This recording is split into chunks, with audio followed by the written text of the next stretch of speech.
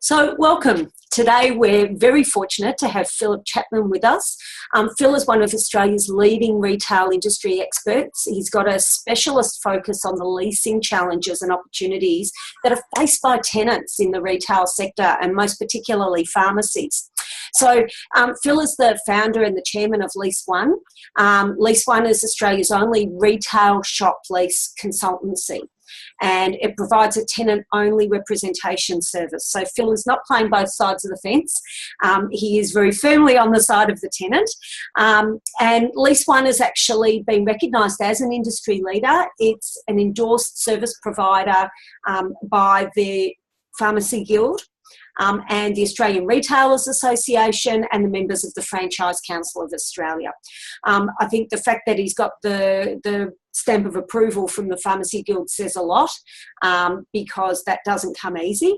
Apart from being the main retailer or lessee representative on retail lease legislation reviews in all states, he's also worked closely with small business commissioners and with the government to bring about legislative reforms to actually help retailers like pharmacies and so on. So Phil and his team regularly save retailers literally millions of dollars every year in reducing occupancy costs and actually improving the security and returns for their clients. So he is the foremost leading authority on retail leases, and I'm delighted to have him here with us today. So Phil, welcome. Thank you, Linda. Thank you for that introduction. It probably sings too many praises of what we do, but thank you very much. It's a pleasure to be here. Great. So, Phil, let's get right into it. People often ask me as a pharmacy business coach, why is getting our expenses correct, and specifically rental? So this is a big topic for a lot of people. It doesn't come up all the time, but it is something which, pharmacists, particularly in the current circumstances where they are looking to streamline their processes, streamline their expenses, why is rental in particular so important to get right? Oh, look, Linda, I think you hit the nail on the head there, that they don't look at their rental often enough. Their occupancy cost ratio is an important part of the retail equation. Mm-hmm. As much as cost of goods are and wage percentages, you should be monitoring these areas. So when it comes to rentals, they should be reviewing rentals more often than just at the end of lease. They should be reviewing them more regularly, certainly quarterly at least. And there are things that they can do along the way. People just think it's set and forget with a lease contract. Okay. What we must remember is a landlord is part of your supply chain as well, and treat them as such. Right. So that you're negotiating terms, and your lease is a living document as well. Things can change if you deal with it. Yeah, it's about being smart, isn't it? And Phil, I know, you've got many stories and many war stories to tell.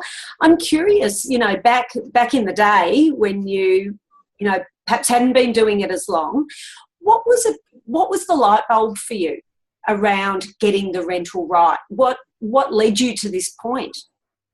Oh, look, the light bulb moment for me was when I was actually managing shopping centres, and I was involved in a group called Blyven with 32 shopping centres, and I was the state leasing manager. Right. And it was just so obvious to me that we were going in to do lease deals. We were so well resourced, and poor old retailer, it was like they were bringing a rubber knife to a gunfight. And sometimes there where I'd actually had relationships with these retailers, and we actually saw their franchisors weren't supporting them either. And I thought, well, there's an opportunity here. I'm an ex-retailer. I started this industry as a trolley boy and worked up through the ranks. So I've seen both sides of the fence. It was time to put the white hat on and park the black hat up. Yes, indeed. Time to use your powers for good, not for evil. So, you've been in the game a long time now, and I say that with the greatest of respect, obviously. What for you, I know you've been working with community pharmacies for a long, long time. And, what are the typical problems that you see amongst, specifically amongst pharmacy leases and, pharmacists who are actually having to negotiate leases that engaging a professional like yourself can actually resolve? Oh, look, the issues have been... they've come over a long time. They're almost like legacy issues now, and we've been dealing with pharmacy specifically for over 20 years now. For pharmacists, they're actually my first clients were pharmacists, believe it or not. So when I started the business, but the real issues is they're not measuring what's in front of them, not measuring the performance of their real estate. What is measured can be managed. In the past, we've also driven, rentals have been driven around the dispensary sales, which is now proven with the government now trying to, with their major interventions and Kevin Rudd's hand grenade in the last couple of years and the accelerated price disclosure has brought us to the point that we need to measure it now because we need to unshackle dispensary retail. These are retail businesses in retail environments on retail real estate. Right. And I think, Phil, from what I understand also, that one of the major problems for pharmacies has been that in all innocence, they haven't left themselves enough time to resource themselves properly to deal with the lease in a timely and I guess ultimately, and I mean this with courtesy, but, not enough education around how to do the best job they can. Oh, most definitely. Look, the big takeaway from today for every retailer out there, let alone particularly pharmacy in the situations or flux they're in right now, is putting time on the side. Yeah. We're never going to take the Lord out of landlord. We won't do that. But if you start to put time on your side, we can start to leverage and influence your outcomes. We don't do that. Put time on your side. The only person being leveraged there is the landlord. Yeah, and I guess one of the things that you do particularly well, you and your team, is you do that education piece and you do help them with the negotiations so they have that support because, the fact is, you guys do this day in, day out, but, these, unfortunately, fortunately, I guess, in some cases, but it's not an everyday occurrence for your regular pharmacy owner. And, it is a particular skill. And knowing where to, how to research and what they should be doing, in terms of what sort of research they should be doing. Should they be looking for alternative sites? How do they find comparisons? Is that something that you actually help with as well? Oh, we do, Linda. Look, research is mandatory in any sort of basic form, right through to some sophisticated data resourcing. But they can do it at the coalface, and there's some very simple tips we can provide there for them to just do some research in the local area. But if they don't get research, they leverage time on their side and just go around. And I suppose the old days, and I'm sorry to sort of use that vernacular, is they've done it for themselves for so long, probably has led us to the situation that the pharmacy sector sees it in. Landlords are highly sophisticated. They've been leveraging pharmacies and their relationships with their pharmacists for way too long. And it's time. We've got to start unchurning the butter, so to speak. We've got to start getting these footprints right, getting them the right size so that we can, and with your good selves, of course, is we've got to start repairing the retail equation from the ground up. Yeah.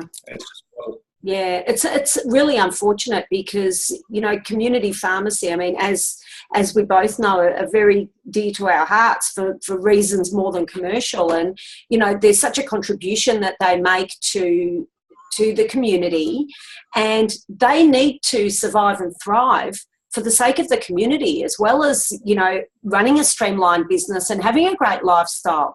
It really is about the difference that they make in their location. So, if you don't get the rent, which is such a big expense or can be such a big expense, and your footprint right, hard to say that, I haven't had enough coffee, obviously, and then, it becomes an issue, and it's compromising them, it's compromising their business, their lifestyle, and their customers ultimately. And, one of the things that seems to come up also is, there are issues around capital and debt which are not being appropriately handled or, taken into account when negotiating the lease. Are you seeing a bit of that happening as well, Phil? Unfortunately, more so than we'd like to. We'd like to see. Legacy debt, as we call it within pharmacy, is huge.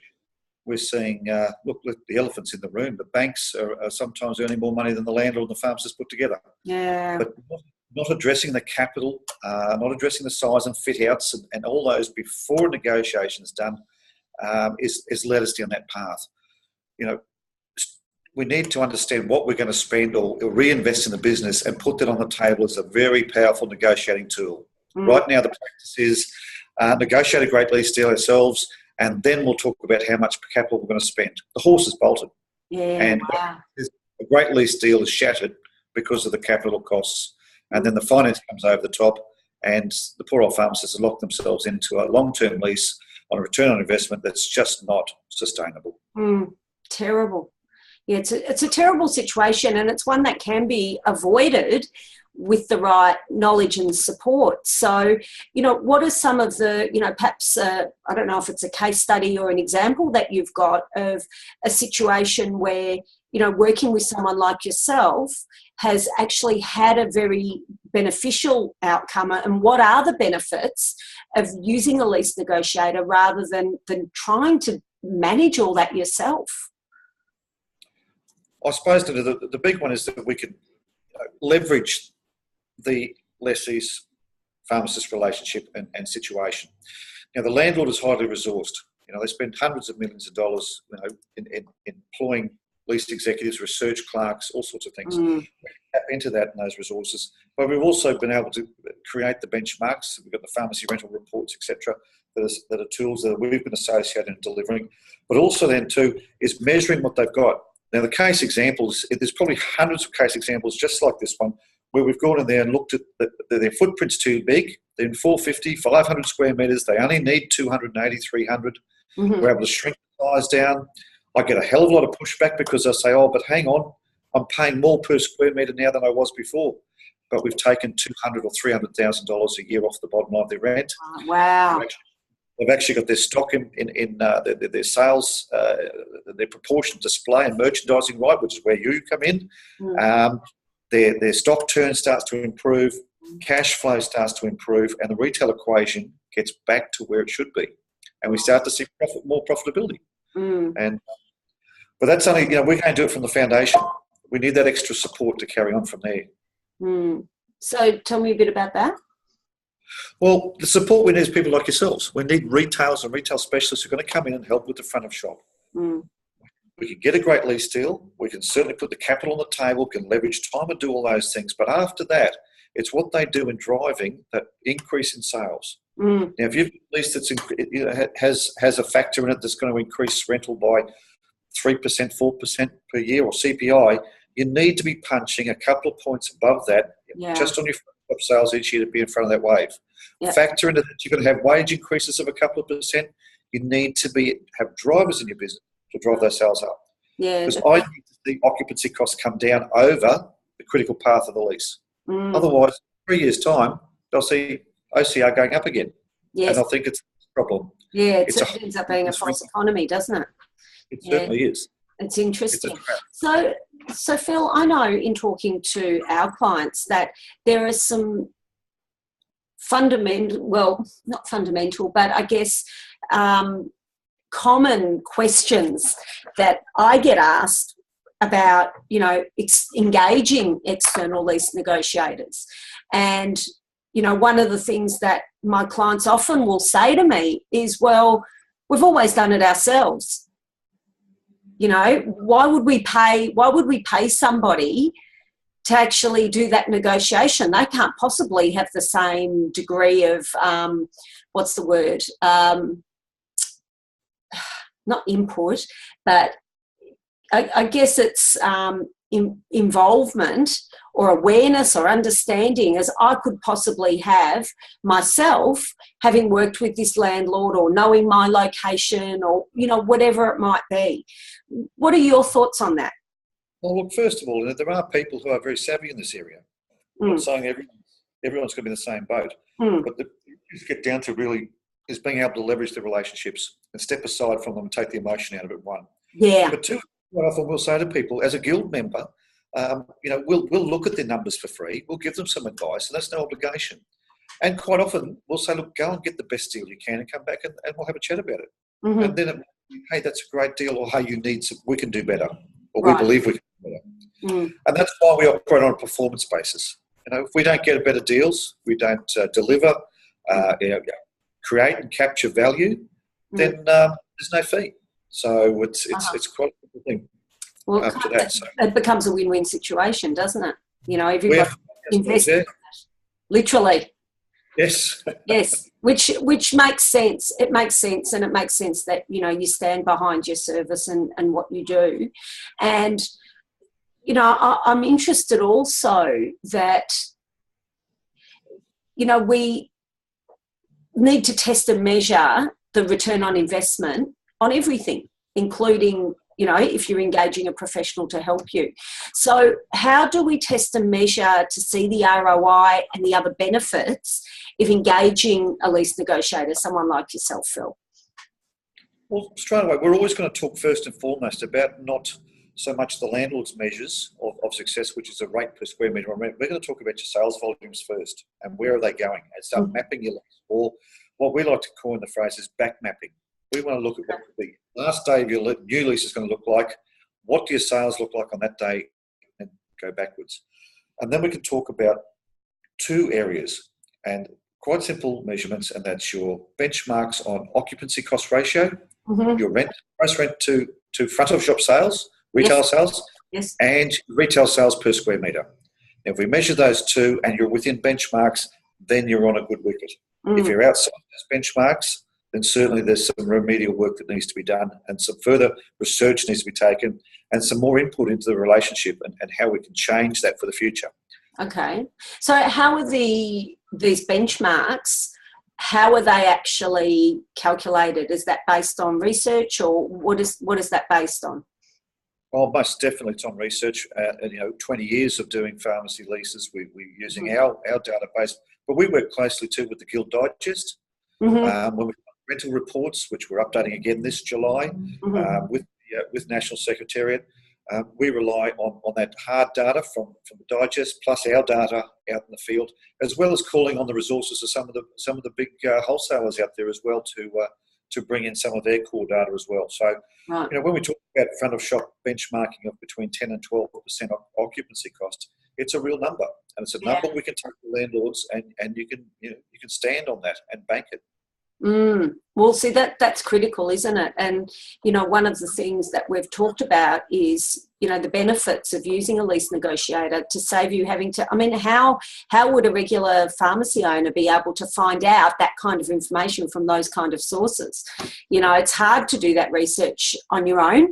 And, looking for comparisons of sites, I guess that's something which is maybe a bit more accessible to pharmacy owners, to actually go out into their general suburb or the nearby suburbs and look at similar, inquire about the rental on similar sized sites. I guess the only problem with that is they're still not necessarily, and this doesn't apply to everybody, obviously, but, there's always an argument with, have you got your footprint right? Why am I having trouble with that word today? Footprint right in the first place. And, if you've got 20 or 30 years experience and you've moved around, a number of times, and perhaps you've learned through trial and error some of those things, what sort of data do you have which can help pharmacists with that? Well, certainly, look, the data we can tap into there is it's at the coalface. We can more readily sometimes go and get information. Look, don't get me wrong, pharmacists are probably the best retail sector there for exchanging information amongst themselves, and that's a credit to them and their association. And they're also smart, and they want to make sure that they, I guess part of that being scientific is making sure that you do things properly. So. The intention is absolutely there to do the research and so on. You just don't know what you don't know, I guess. So it's where to start. And research is very simple, can be very straightforward. It's just knowing where to start and how to do it, and go and leverage some of the current relationships. Other pharmacists, colleagues, certainly their brands, their franchises, and their wholesalers. There is a huge range of data. Okay. Sometimes you've just got to ask and be persistent in the questions to get the information you need. Hard work. They can. Yeah. So if someone was to come to you, what would their pharmacy business look like in 30 days after they've engaged you? for example? Well, usually not a lot of change in 30 days because one of the big things about leveraging time and engaging with the lease appropriately is time. So that's the research phase. Yeah, we are sometimes involved. We promote that they should be involved readily in the research process and getting themselves together and resourced ready 18 months before the lease expires. Now, what's going to look like 30 days after they've seen me? Not a lot of change, but they're going to be better informed. They're going to know what they need to research, what their numbers really mean to them. Yes. And they'll have a great understanding of some of the excesses within the land and what that relates to in capital, fixtures and fittings, the overstocks we see, the effect on the flow into the order department as far as, stock turns and all those other things relate back to getting those things right.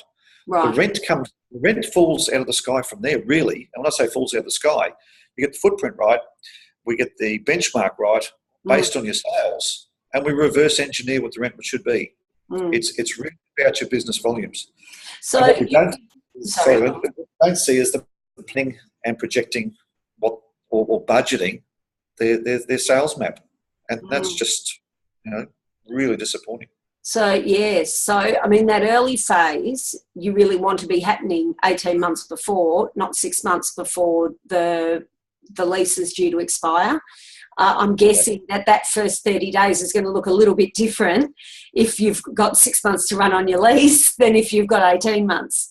Because, I guess the less time you've got, the more reliant you are on an expert who can say, okay, this is the research you need to do, this is the resourcing that you need to have, this is the resourcing that the other party is going to have.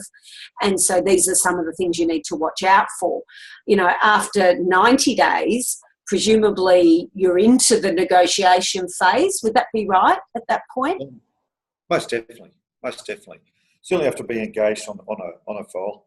We're pretty much into it. It's how quick we get the information from our client. Our analysis back to them is usually in a matter of days. We have those conversations about targets, where we need to achieve, what's the outcome we're after, what does your lease look like what's your business look like in 10 years' time? And that's the type of conversation. So what you'll see with our clients in a short period of time within their business is not so much a physical change, but what you'll see is a metaphorical change, and the light bulb will come on. Yes. It's interesting, isn't it? It's a bit like watering the bamboo. You water it, nothing happens, and then all of a sudden shoots come up from everywhere, and it just grows like topsy. And it's the same thing, isn't it? You need to put in that effort to work with somebody and or do your research, but make sure that one way or the other that research gets done. That's one of the most vital pieces. So then you can go into the negotiation with with a sense of confidence and knowing that you're on the right track, and that also gives you the strength to negotiate more strongly, whether it's on a one-to-one basis or whether it's via external negotiators on your behalf. And I guess in some ways that comes down to personality and relationship as well. And, some pharmacy owners get a kick out of it. Some pharmacy owners would rather have teeth pulled. and by the same token as well, it's the same thing, I guess, with the research. Some people really love that stuff. Some people just find it distracts them from their everyday work, and, they want to be working as pharmacists. So it's going to make a difference in that scenario. I'm also thinking the actual negotiation phase. When we talk about the relationship that you have with your landlord, sometimes having a really great, in inverted commas, relationship with your landlord can be your undoing sometimes, can't it? If you're negotiating on your own and you're on a more friendly, informal basis. It certainly can be. Usually because it's unfortunately the pharmacist in a situation of non-belief that it's usually one-way traffic for the landlord. Although the relationship is quite solid and there's a lot of respect there, and certainly is all that, it's the fact that the landlord is just highly leveraged. Even if it's just a suburban landlord, etc., they can readily research research assets and certainly real estate outcomes much quicker. But what they don't understand is, in those scenarios, is the benchmarks and the guidance and the research that a pharmacist needs to do about their business. Right. And relaying that to that relationship. Right. This business isn't about going slashing and burning landlords. If anything, it's about building relationships, building long-term relationships, and it's about the relationships are built more under not so much respect for each other as people or professions, but more about understanding how each other's business works. Yeah. Because at the end of the day, if a pharmacy owner says, okay, well, I've got a good relationship with my landlord. He seems to be a pretty reasonable guy. He's giving me, maybe a little bit of a break on the rent because things are, tougher than they were. I'll just put up and shut up because better the devil you know. When in fact sliding doors scenario is having done some research and discovered that in fact they could negotiate more than that little bit off and do it in a respectful, professional way, whether that's, and correct me if I'm wrong, even if someone engages your services, would you be the one to do the negotiation, or can you prep the pharmacy owner to do that negotiation themselves with the parameters in place? Well, we don't tell too many of the landlords out there, but we have a lot of our clients where we see the opportunity that they have a good relationship and we want to help them leverage that. And we can provide assistance from behind the scenes. So prep them. We're the voice of reason, truth, and research. In the Australian way. Yeah. So, we don't need to be running in there on the white horse all the time, but if we can support our clients and our members out there in informing them to be able to go and do it themselves and leverage their current relationships, that's perfect. We're about building relationships with landlords because a lease is like a marriage, just happens to have the divorce already packaged in. So the idea is we've got to teach them to fall back in love again at some stage. Yeah. We've got to get them going again. Yeah, well, this is the thing. And I think also, in all innocence or, for other reasons, the pharmacy might agree to take on a new lease, which is not advantageous. In the end, it is disadvantageous not only to the pharmacy, who might not survive because of the excessive rental expense, one of the things that can bring about their undoing, and a major thing, but for the landlord, they're then left with a headache of a tenant who can't pay their lease. So, at the end of the day, it is protecting both parties to make sure that it's reasonable and workable for both parties. And, that's really key as well. So, Phil, if you could just give us maybe just a quick walkthrough, if someone was to work with a lease negotiator, or at least, from your own frame of reference, what's the process? Oh, thanks. A really simple process. We have some set forms to get some data and information from our potential clients, and we ask for a copy of your lease because there's a lot of dates and clauses in there that people don't necessarily understand, and trigger points, and time is of the essence in a lot of those. We ask for their last rent invoice. We'll go back and check, reverse engineer that rental invoice to see if they've been overcharged throughout the term of their lease. Mm-hmm. Bit of a service. You'd be surprised how many errors we find. And we ask for a couple of years' sales. And in particular, we're looking at front of shop sales because we're unshackling dispensary away from the outcomes here on real estate.